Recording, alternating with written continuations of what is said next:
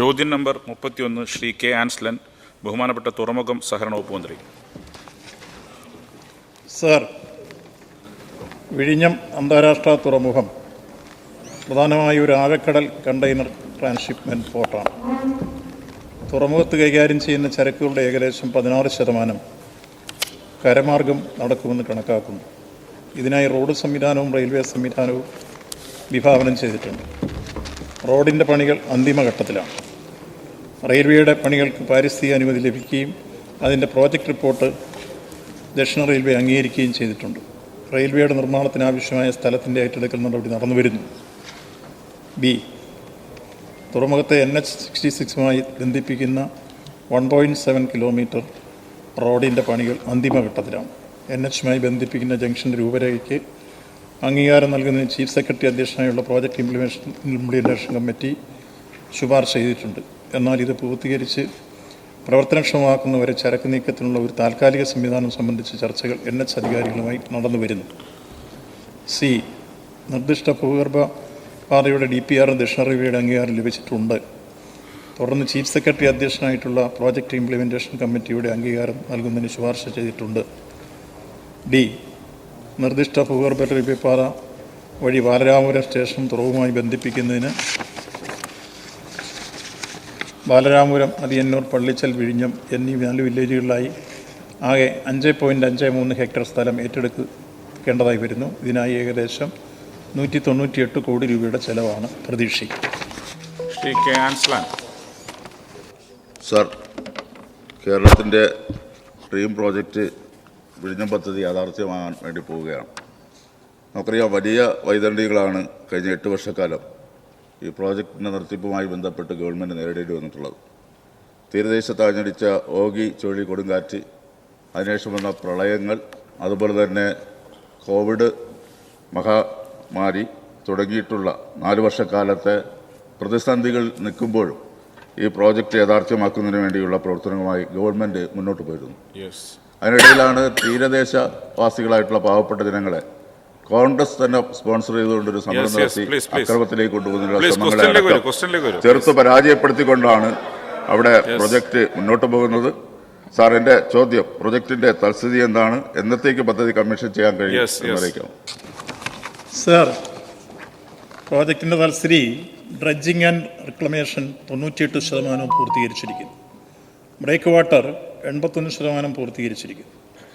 Birth 92% പൂർത്തീകരിച്ചിരിക്കുന്നു. കെട്ടിടങ്ങൾ 94%, container yard 74%, പദ്ധതി ഉപകരണങ്ങൾ ക്രെയിനുകൾ 91%, ഗേറ്റ് സമുച്ചയം റോഡും 70%. പദ്ധതിയുടെ ആകെ പുരോഗതി 88%. ജൂണിൽ അവസാനം എത്തുമ്പോഴേക്ക് ട്രയൽ എടുക്കാൻ കഴിയുമെന്നാണ് പ്രതീക്ഷിക്കുന്നത്. സാർ, പദ്ധതിയോടനുബന്ധിച്ച് നിർമ്മിക്കാൻ ഉദ്ദേശിക്കുന്ന ഫിഷ് ലാൻഡിംഗ് സെൻറ്റർ, നിലവിലെ ഫിഷിംഗ് ഹാർബറിൻ്റെ നവീകരണത്തിൻ്റെ പുരോഗതി വിശദീകരിക്കാമോ? സാർ, ഇത് സംബന്ധിച്ച് തുറമുഖത്തിൻ്റെ അധികൃതരും അതേപോലെ തന്നെ ഫിഷറീസ് ഡിപ്പാർട്ട്മെൻറ്റിൻ്റെ ഉദ്യോഗസ്ഥ പ്രമുഖരും തൊഴിലാളി സംഘടനകളുമെല്ലാമായി ഞങ്ങൾ 2-3 റൗണ്ട് ചർച്ചകൾ കഴിഞ്ഞു. ഇന്ന് അവസാനമായി ഉച്ച കഴിഞ്ഞ് ഇത് സംബന്ധിച്ച് തീരുമാനമെടുക്കുന്നതിന് വേണ്ടി യോഗം ചേരുന്നുണ്ട്. ആ നിലയ്ക്ക് ആ കാര്യത്തിന് പരിഹാരമുണ്ടാകും. Shri M V Govindan master. Sir, വിഴിഞ്ഞം തുറമുഖം ലോക ശ്രദ്ധയിലുള്ള ഏറ്റവും പ്രധാനപ്പെട്ട ഒരു പ്രൊജക്റ്റ് ബഹുമാനപ്പെട്ട മന്ത്രി ചൂണ്ടിക്കാണിച്ചതുപോലെ വളരെ വേഗം തന്നെ പൂർണ്ണമായ അർത്ഥത്തിൽ കമ്മീഷൻ ചെയ്യാൻ പോവുകയാണ്. അതുമായിട്ട് ബന്ധപ്പെട്ട് നമ്മുടെ ഈ കേരളത്തിൻ്റെ പൊതുവും തിരുവനന്തപുരത്തിൻ്റെ പ്രത്യേകതയും കണക്കിലെടുത്തുകൊണ്ടുള്ള നഗരവികസനവുമായിട്ട് ബന്ധപ്പെട്ട പദ്ധതികൾ എങ്ങനെയാണ് ഈ തുറമുഖ വികസനവുമായിട്ട് ബന്ധപ്പെടുത്താൻ ഉദ്ദേശിക്കുന്നത്? മിനിസ്റ്റർ. സംബന്ധിച്ച് പല രൂപത്തിലുള്ള ചർച്ചകൾ നടന്നു വരുന്നു. അവസാനമായി രൂപം കൊടുക്കുന്നതിന് വേണ്ടിയുള്ള യോഗം ചേരുന്നുണ്ട്. ഈ മാസം അത് ചേരും. ശ്രീ കടകംപള്ളി സുരേന്ദ്രൻ. സർ, 1-2 പിണറായി ഗവൺമെൻറ്റുകളുടെ കഴിഞ്ഞ 8 വർഷക്കാലം നമ്മുടെ സംസ്ഥാനത്തെ സംബന്ധിച്ചിടത്തോളം വികസന പ്രവർത്തനങ്ങളുടെ വലിയൊരു വേലിയേറ്റം ഉണ്ടായിട്ടുള്ള കാലമാണ് സർ. സർ, ചിലപ്പോഴൊക്കെ പറയാറുണ്ട്, സ്കൂളുകളുടെ വികസനമല്ലേ, ആശുപത്രികൾ വികസിപ്പിക്കുകയാണ്, ദേശീയപാത, തീരദേശ ഹൈവേ, മലയോര ഇതൊക്കെ മാത്രമല്ലേ ഉള്ളൂ എന്നുള്ള നിലയിൽ വികസനത്തെ അതിൽ പരിമിതപ്പെടുത്തുന്നതിന് വേണ്ടിയിട്ടുള്ള ശ്രമം നമ്മുടെ നാട്ടിൽ ചില ആളുകൾ നടത്താറുണ്ട്. പക്ഷേ നമ്മുടെ സംസ്ഥാനത്തെ സംബന്ധിച്ചിടത്തോളം അടിസ്ഥാന വികസനം എന്നുള്ള നിലയിൽ ഒരു സ്വപ്ന പദ്ധതി പൂർത്തീകരിക്കുന്നത് സർ ഈ വിഴിഞ്ഞം പദ്ധതി തന്നെയാണ്. ഒരുപാട് പ്രതിസന്ധികളും പ്രയാസങ്ങളൊക്കെ ഉണ്ടായിട്ടുണ്ട്. നേരത്തെ ശ്രീ ആൻസലൻ സംസാരിച്ചപ്പോൾ ചെറിയൊരു ശബ്ദം അപ്പുറത്തെ കൂടുന്നുണ്ടായി. നമുക്കറിയാം സർ, തീരദേശവാസികളെ തെറ്റിദ്ധരിപ്പിച്ച് ഈ വികസന പദ്ധതിയെ മുടക്കുന്നതിന് വേണ്ടി നടത്തിയ പരിശ്രമങ്ങൾ ഈ നാട്ടുകാർക്കെല്ലാം നന്നായിട്ട് അറിയാവുന്നതാണ്. തീരദേശവാസികൾ ആ തെറ്റിദ്ധാരണ പൂർണ്ണമായിട്ട് മാറിയിട്ടില്ല. ഈ തെരഞ്ഞെടുപ്പ് കാലത്തെല്ലാം ഞങ്ങൾക്കത് ബോധ്യമായി സാർ. ആ തെറ്റിദ്ധാരണ തന്നെ അവിടെ നിൽക്കാൻ സാർ. ഞാൻ പറഞ്ഞു വരുന്നത്, അത്തരത്തിലുള്ള ഈ വികസന പദ്ധതിയുടെ ഏറ്റവും പ്രധാനപ്പെട്ട ഒരു പ്രോജക്റ്റ് എന്ന് പറയുന്നത് ഭൂഗർഭ റെയിൽപാതയാണ്. അതിന് എത്ര ഹെക്ടർ ഭൂമിയാണ് സാർ ഏറ്റെടുക്കുന്നത്? ഭൂമി ഏറ്റെടുക്കുന്ന നടപടികൾ ഏത് ഘട്ടത്തിലാണ്? പ്രതീക്ഷിക്കുന്ന ചെലവിൻ്റെ വിശദാംശങ്ങൾ ലഭ്യമാക്കാം മിനിസ്റ്റർ. 10.7 കിലോമീറ്ററാണ് ആകെ റെയിൽവേ പാതയുടെ ദൈർഘ്യം. അതിൽ 9.2 കിലോമീറ്ററാണ് ഭൂഗർഭ പാത. ഇതിനാവശ്യമായ സ്ഥലമെടുപ്പ് ഇപ്പം നടന്നു വരുന്നു.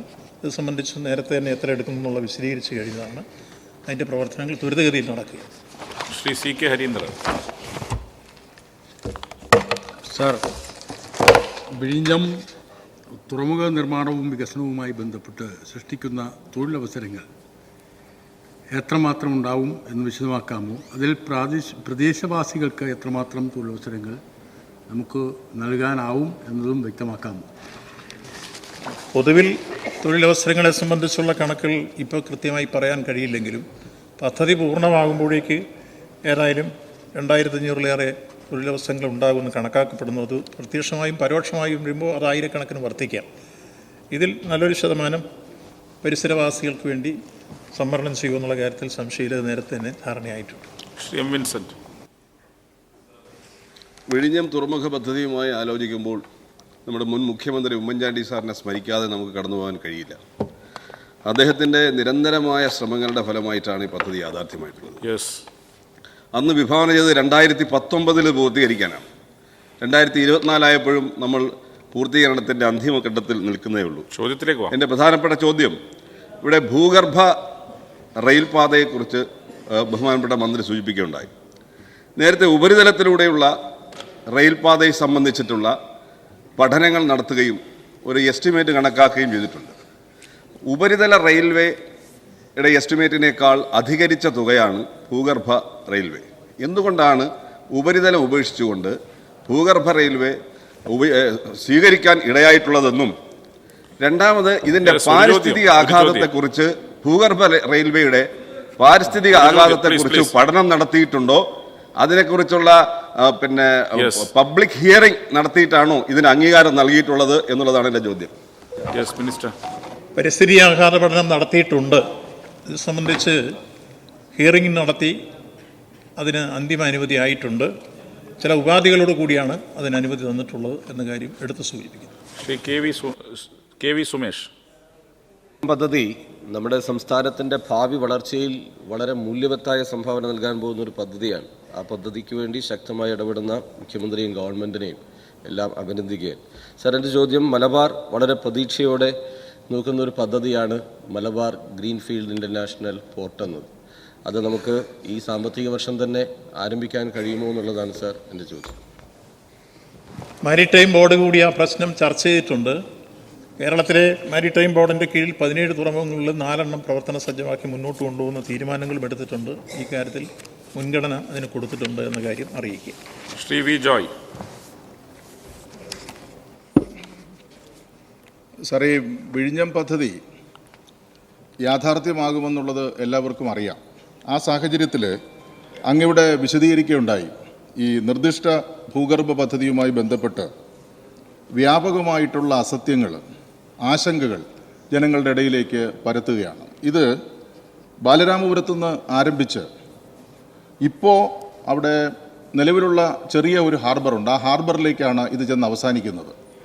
അപ്പോൾ ഇത് വരുന്നതോടുകൂടി ഹാർബർ തന്നെ ഇല്ലാതാകുന്നു എന്ന വലിയ ആശങ്ക ഞങ്ങളാണിതിൻ്റെ കൊണ്ടുവന്നതിൻ്റെ ആളുകളെന്ന് പറയുന്ന ആളുകൾ തന്നെ രഹസ്യമായി ഇറക്കി വിടുകയാണ്. അപ്പോൾ അതുകൊണ്ട് എന്താണ് അതിൻ്റെ ഒരു പൂർണ്ണമായിട്ടുള്ള വസ്തുത? നമ്മൾ ഈ ഹാർബർ നശിച്ചു പോകുമോ, അല്ലെങ്കിൽ അതിനുള്ള സംവിധാനം അവിടെ തുടർന്നുണ്ടാകുമോ എന്നുള്ളതാണ് എൻ്റെ ചോദ്യം. ഇത് നടക്കാതിരിക്കുന്നതിന് വേണ്ടി ഇവിടെ സൂചിപ്പിക്കപ്പെട്ടതുപോലെ പല രൂപത്തിലുള്ള അപവാദ പ്രചരണങ്ങളും ദുഷ്പ്രചരണങ്ങളും എല്ലാം നടത്തിയെങ്കിലും 1ഉം 2ഉം പിണറായി സർക്കാർ ഈ കാര്യത്തിൽ ഒരു വിട്ടുവീഴ്ചയും കൂടാതെ ത്വരിതഗതിയിൽ നടപ്പാക്കാൻ വേണ്ടിയുള്ള എല്ലാ പരിശ്രമങ്ങളുമായി മുന്നോട്ട് പോയി ഈ 2024 അത് കമ്മീഷൻ ചെയ്യുമെന്നും ഈ സഭയ്ക്ക് ഉറപ്പ് നൽകുകയാണ്. അതോടൊപ്പം തന്നെ ഇപ്പോൾ ഭൂഗർഭവാദം വന്ന് ഹാർബറിൻ്റെ അവിടെ വന്ന് തൊഴിൽ നഷ്ടപ്പെടുമെന്ന അപവാദ പ്രചരണവും അടിസ്ഥാനരഹിതമാണ്. അങ്ങനെ ഒരു സംഭവം ഉണ്ടാവില്ല. അവിടുന്ന് മുകളിലേക്കാണ് വീണ്ടും പോവുക. മാത്രമല്ല, ഫിഷ് ലാൻഡിംഗ് സെൻറ്റർ വീണ്ടും അവിടെ സാധ്യമാക്കുന്നതിന് വേണ്ടിയുള്ള ചർച്ച നടന്നു വരുന്നു. ഇന്ന് ഉച്ച കഴിഞ്ഞ് അതിൻ്റെ അന്തിമ രൂപം നൽകും. Shri D K Murali. വിഴിഞ്ഞം പോർട്ടുമായി ബന്ധപ്പെട്ട് ഒരു ഔട്ടർ റിംഗ് റോഡ് അതിൻ്റെ അക്വിസിഷൻ നടപടികളെല്ലാം നടത്തി മുന്നോട്ട് പോവുകയാണ്. അതിൽ സർവീസ് റോഡിന് ആവശ്യമായ തുക കേന്ദ്ര ഗവൺമെൻറ് നൽകില്ല എന്നൊരു സമീപനം എടുത്തതായി വാർത്തയുണ്ട്.